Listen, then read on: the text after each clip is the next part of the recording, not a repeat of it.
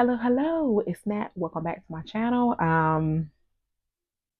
So this is just a random video. I just felt like coming in, popping in, let you know what I've been doing for the week, what I've been reading, what I hadn't been reading, what I've been doing. I just wanted to come in and just kind of just talk about that a little bit.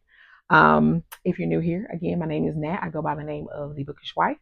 And that is also my name on all of my socials. That's TikTok and Instagram. I'm also on Facebook. I'm only up there for groups. But anyway, so this week, y'all, what have I been doing? I have been reading. So if you see me looking down, it's because I am looking at my iPad. And what I have been reading, I think the last that I stopped off at. Hold on one second, let me find it. I was telling y'all about my week, and I think I read two more books since then. Um, yes, I read two more books since then. Okay. And the first book was a highly anticipated read for me. Because it is definitely one that I had wrote the publisher, I know, two, three times.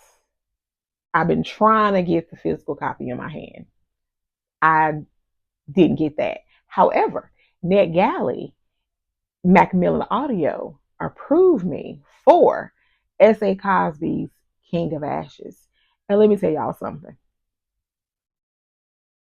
It was really good. I had to think for a minute. Um, it was a very good book. You could kind of figure a little bit out towards the end there. You can kind of figure some stuff out. I was talking to a friend of mine, and she was like, I have an idea.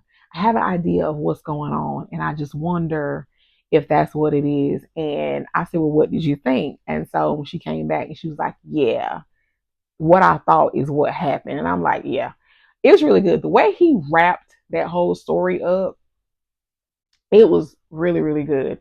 I had did a review and I had posted on my Instagram page, and I was telling them that it was like a little slow for me. Like the dialogue was a little slow. Not that the story was like super slow or anything, or not that it was a bad thing. I wasn't saying it as a bad thing. I'm just used to my suspenses or what have you to kind of have like a lot of action to keep going, to keep me engaged.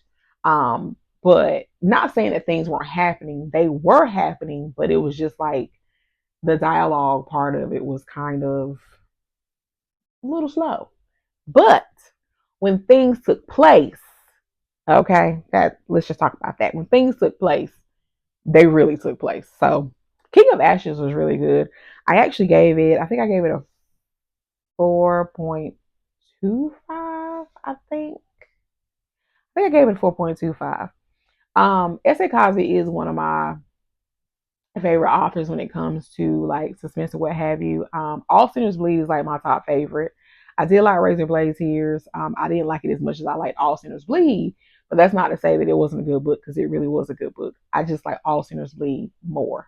Um, Although I did love Buddy Lee and Ike. Is Ike was it Ike? I think his name was Ike. Buddy Lee and Ike. They were hilarious.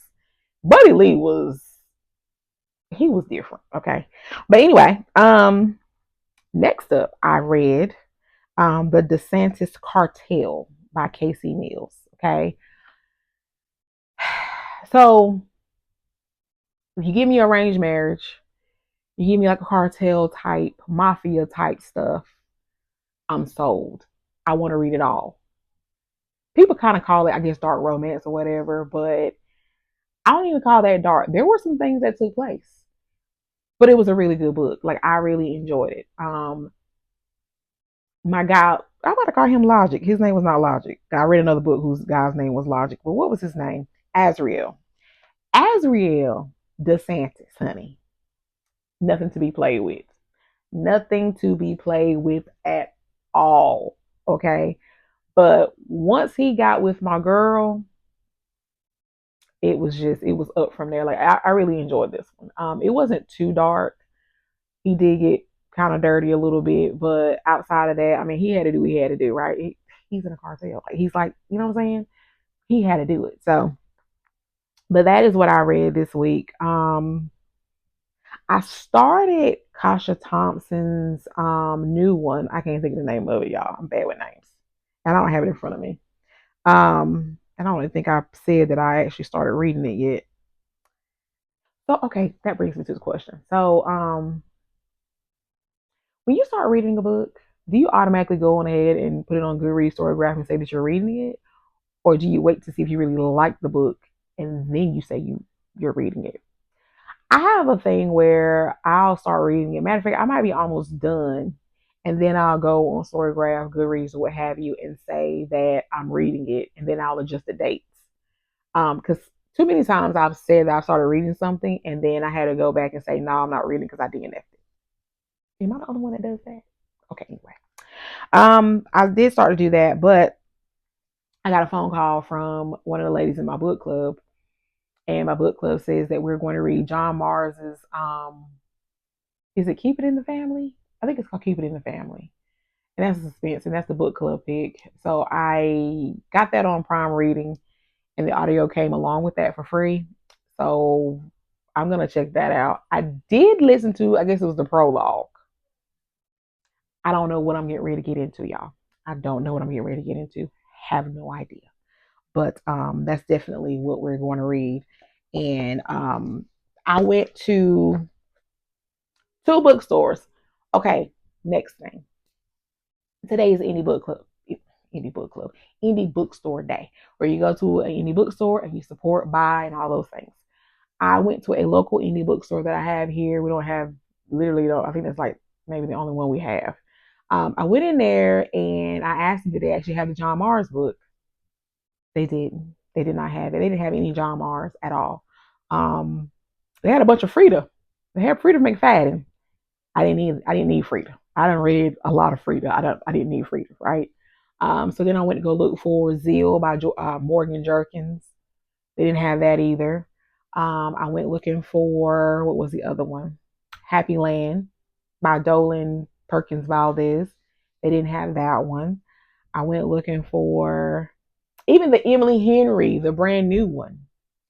They didn't have that one. So I was like, this is kind of bad, right? So I said I was going to just go to Books a Million, right? Go to Books a Million and just go get my book.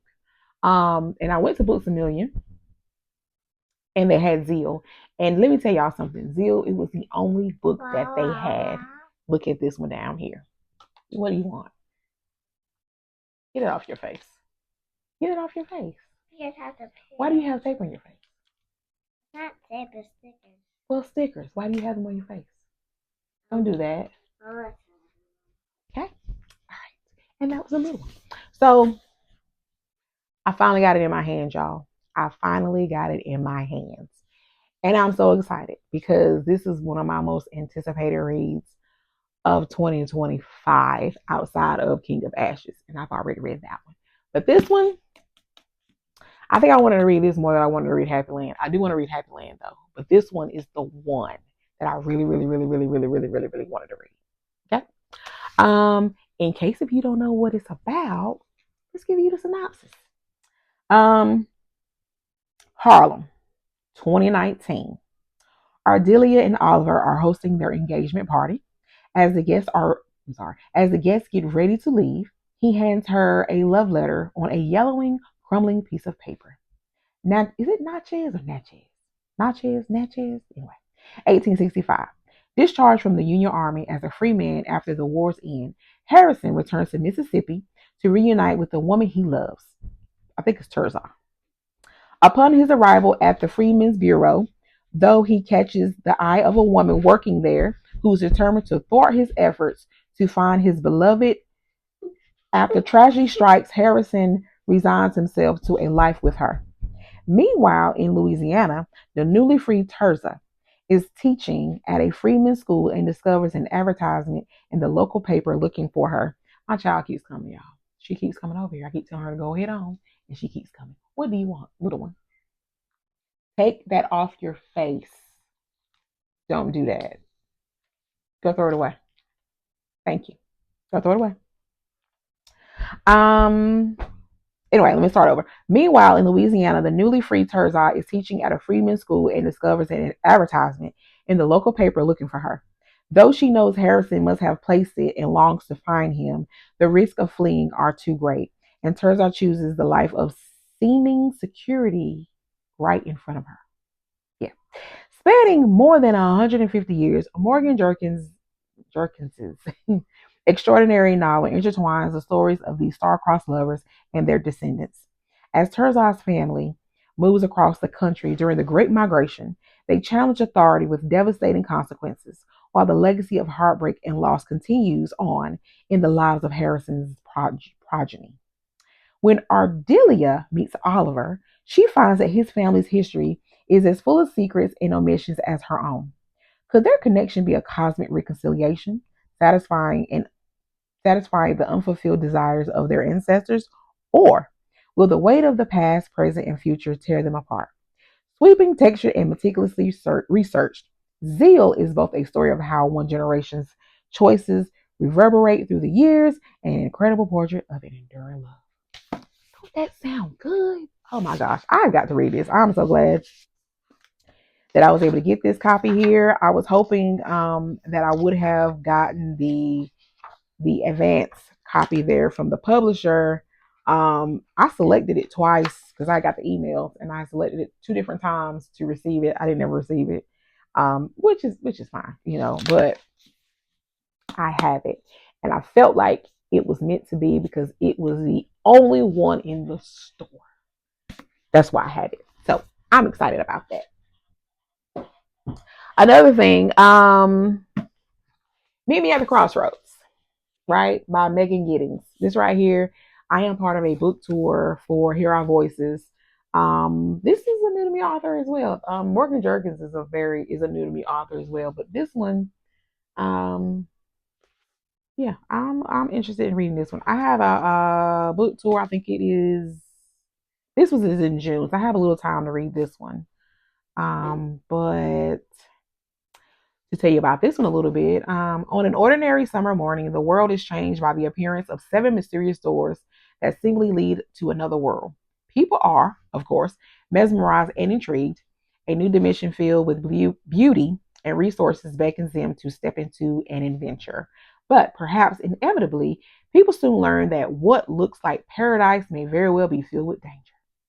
Ayana and Olivia, two black Midwestern teens, I cannot read today, and twin sisters have different ideas of what may lie in the world beyond. But will their personal bond endure such wanton exploration? And when one of them goes missing, will the other find solace on her own? Was it solace? And will she uncover the circumstances of what truly happened to her once her constant companion and her best friend? I said it wrong. And will she uncover the circumstances of what truly happened to her once constant companion and best friend? I'm intrigued. I'm very intrigued. I have never read anything about this author before. Beep. Um, yeah, I think I'll come back and let y'all know how this is because I definitely have to read this for a book tour. So I will look into that. Two more things, y'all. One, I was able to get this for a steal. I got this for $12. It's brand new. Someone already read it. It was used on Pango. And I got this book. And what's funny is so I had the audio on NetGalley. I didn't get a chance to get to it to listen to it. It disappeared. I didn't think I had it. So I went through my books on NetGalley and saw that I still had the audio. I was excited because I love to immerse read where I'm listening and reading because I like to annotate and stuff. So I went on Pango. Literally, this book was $12. It was the only book that was up there. That she was the only person that had it, and I hurried up and bought it. Perfect condition, brand new book, and she was so sweet. I put my little stamp in there. Um, she even wrote me a note saying thank you. I hope you enjoyed it as much as I did. So I was excited about this book. I've heard great things about this book, just as much as I heard great things about Zeal. I'm excited to get into this. I'm hoping to get into this in, I don't want to say May. I hope to get into this in June. And I'm not saying May because Black Romance Book Fest is at the end of May, and we're still prepping for that. And I still got to do a video on that. I have to tell y'all about all the things Black Romance Book Fest. That's to come. So I'm excited about this.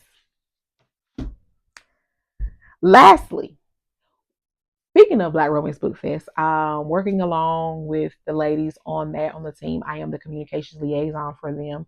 And so all of the authors, vendors, and all those things come through communication. I speak to all of them. We have meetings. I've spoken to a lot of people, and I am excited for the opportunities that are opening for that. One of the things I enjoyed was that Kennedy Ryan. Kennedy Ryan is one of our keynotes, and she has been so supportive. She has been amazing, so sweet. I met her last year, early part of last year, when I went and got the Kingmaker. Yes, the Kingmaker.